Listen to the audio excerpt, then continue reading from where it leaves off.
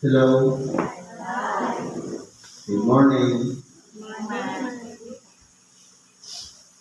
Sa pangalan po ng dakilang Panginoong Jesucristo, isang mapagpalang araw po sa bawat isa sa atin. Nandito po tayo sa ikalawang bahagi sa makatuwid bagay ang pagtatalakay ng mga sitas sa bawat gawain.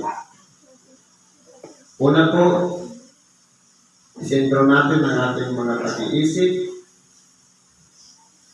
sa pakikinig ng Ebanghelyo at hilingin natin na pagtubayan tayo ng Espiritu Santo nang sa ganon ang mga bagay na mahirap unawain ng ating mga sariling pag-iisip, mauunawaan natin sapagkat may Espiritu Santong gagabay sa bawat isa sa atin upang ito'y mapagkulay-kulayan natin at maging daan upang siya natin lakaran dito sa ibabaw ng sanglibutan.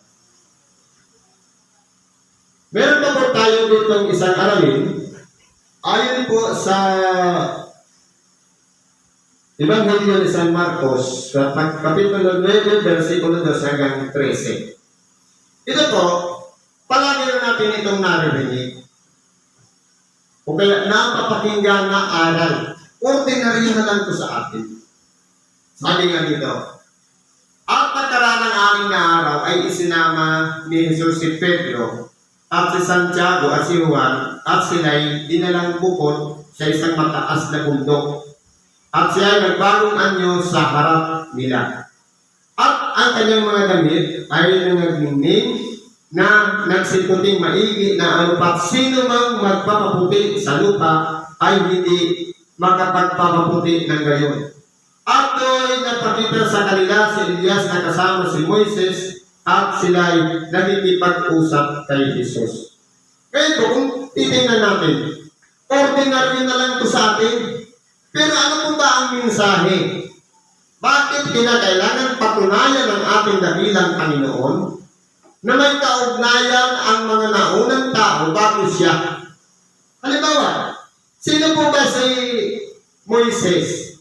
Si Moises, siya yung tao na magmula pa ng kanyang bata nang ipapatay ang mga kabataan noon.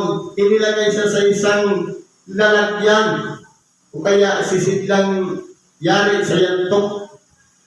Ipinaanod at nasumpungan ng anak ng Faraon at lumaki siya sa karunungan ng mga Ehipsyo. Nanirahan siya doon ng 40 taon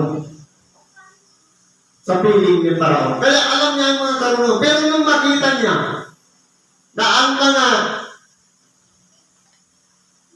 Israelita na naroon, pinahirapan ng mga Ehipsyo, nahabag siya, ipinagtanggol niya at nakapatay pa na siya ng isang Ehipsyo. Ito na yung pagkakataon para lisanin niya yung Ehipto. Kaya ngayon, sa pag-alis niya, habang siya naparoon sa pumunta siya sa isang yungin, nasumpungan niya ang isang mababang punong kahoy na naglalagablag ng apo. May narinig siyang tinig, alisin mo itanga ang iyong sandalyas. Ang dakong kinatatayuan mo ay banal. Kaya kung nagpakilala doon sa tinig, sa makatuwid bagay, ako ang Diyos ni Abraham, ang Diyos ni Isaac, at Diyos ni Jacob. At sa pamagitan po nun, nagpatira pa si Moises at nakilala na ang Diyos. Sapagkat, nais ng Diyos, kumbaga meron siyang layunin na yung kanyang mga lingkod na pagamat napunta sa Ehipto, pero kalooban yun ng Diyos para sila'y mabuhay lahat. Marahil, kung hindi sila napunta sa Ehipto, baka sila'y nangalipol na sa pamamagitan ng gutom sapagkat nagpagutom noon sa Kanaan. at wala silang makuhang pagkain maliban sa Ehipto. Sa makatuwid, bago pa nangyari yung sinugo na si Jose para pangalagaan ang pagkain sa Ehipto sa kanalang sumunod yung mga Israelita.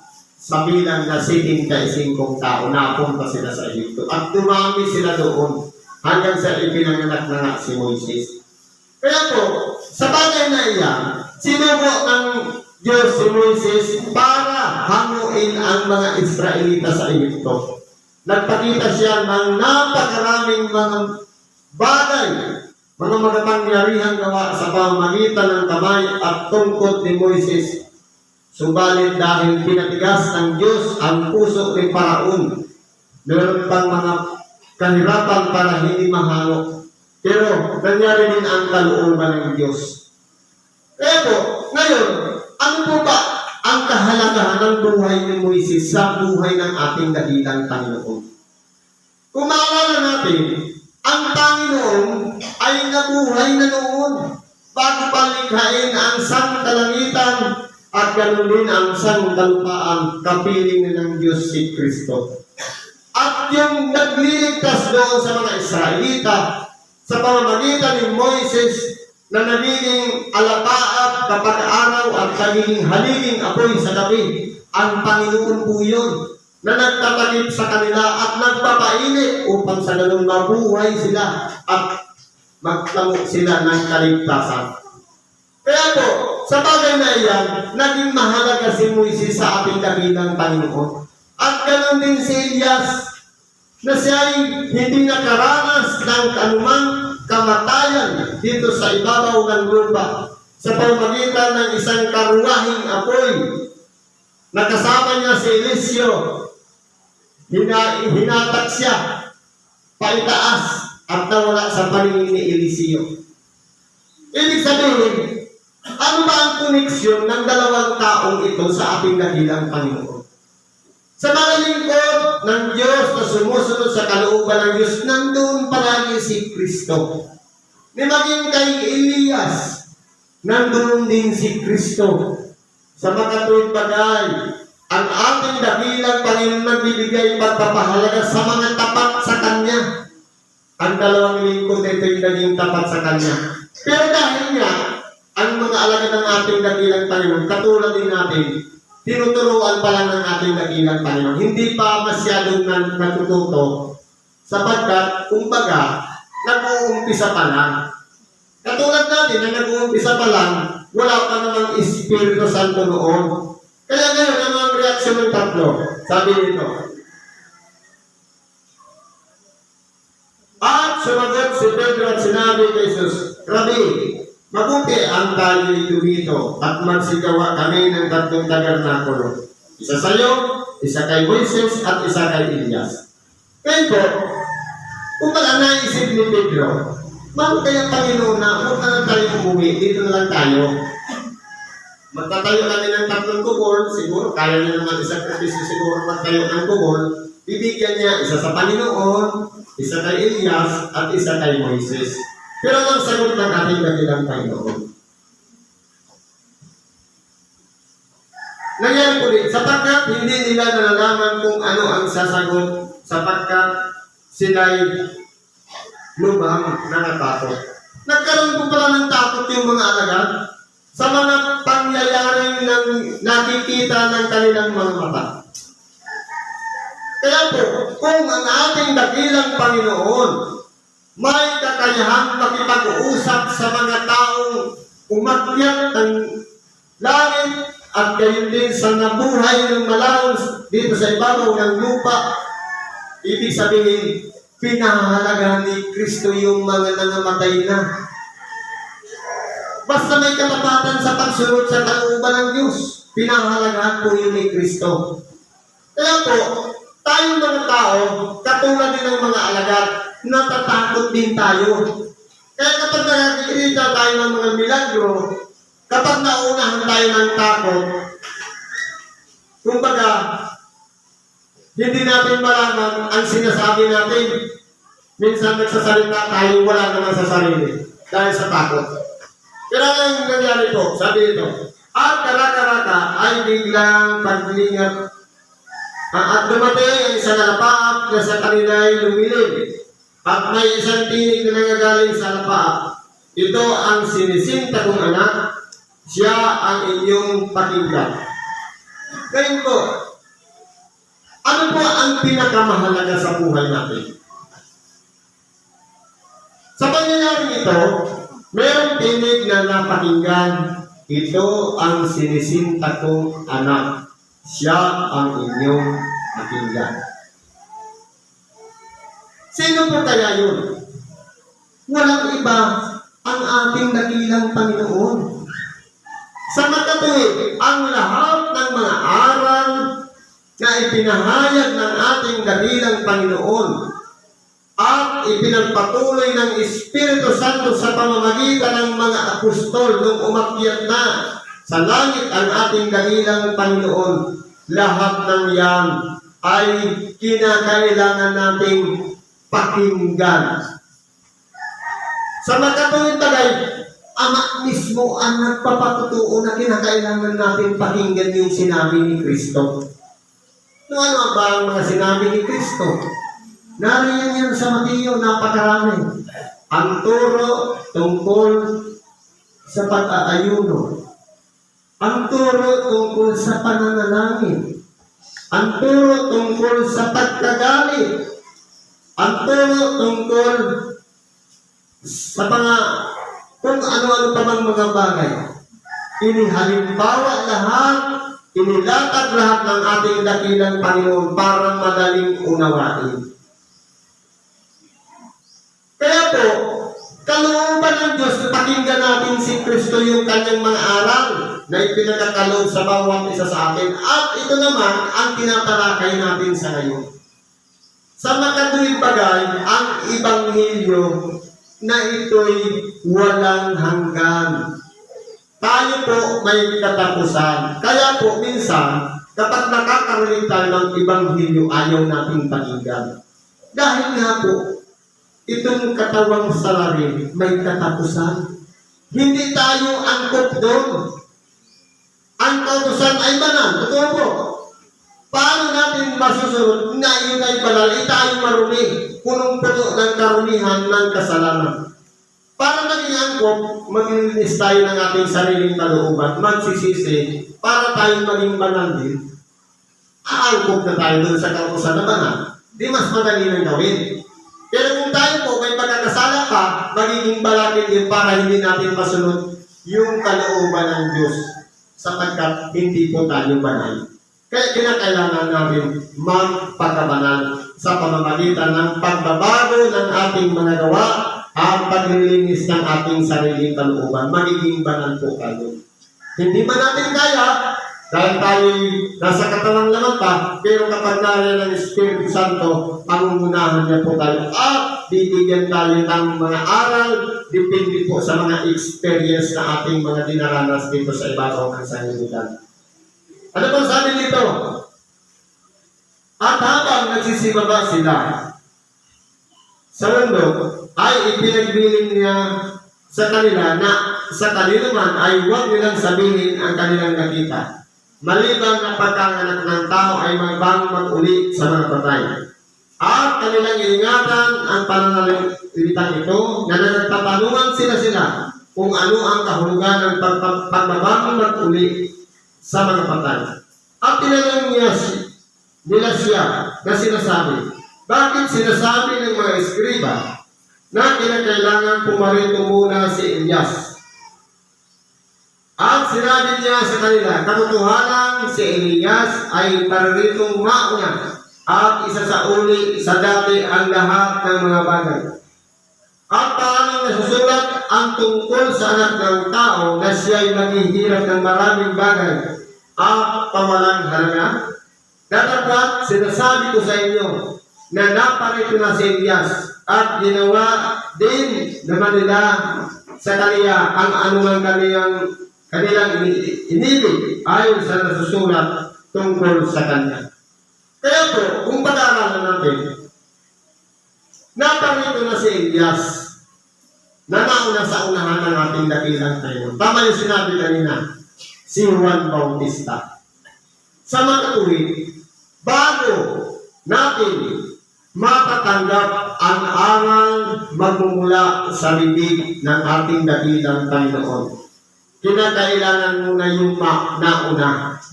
Walang iba, yung pagbabalik loob. At pagsisisi at bautismo. Sapagkat ang pagbabautismo o pagsisisi, isa pong mahirap na desisyon. Sapagkat kung mataas ang tingin natin sa ating sarili, mahihirapan tayong magpakumbaba. Sa mga tuwid, ang pagpapasakop sa Diyos, mahirap po kasing gawin. Dahil po, hindi na natin magagawa yung malaya nating nagagawa. Halimbawa, meron tayong bisyo. Hindi na natin magagawa yan. Bakit po? Sabi, magsipilit kayong pumasok sa makipot na pintuan. Yan na po yung mga bagay na dati ginagawa natin. Kapag tayo nagpasakot kay Kristo, isasakripisyo na natin yung mga malalaya nating ginagawa. Halimbawa, kung tayo dati mainggitin, sa oras na tinanggap natin ang aral ni Kristo, dapat hindi na tayo mainggitin. Kung tayo po'y suwain na anak, sa oras na mapakinggan natin ang aral ni Kristo, na pasakot tayo sa Kanya, hindi na dapat tayo suwain na anak. Kung tayo po'y mapagtuwang tungalaw sa magulang, lalong-lalo na sa mga matatanda sa atin, na ang alam lang natin tayo lang yung mabuti, yung mga matatanda, wala nang pakinabang. Wala po tayong kabuluhan kung hindi pa tayo magsisisi at babaguhin natin ang ating sarili na dapat hindi na tayo mapagtungayan.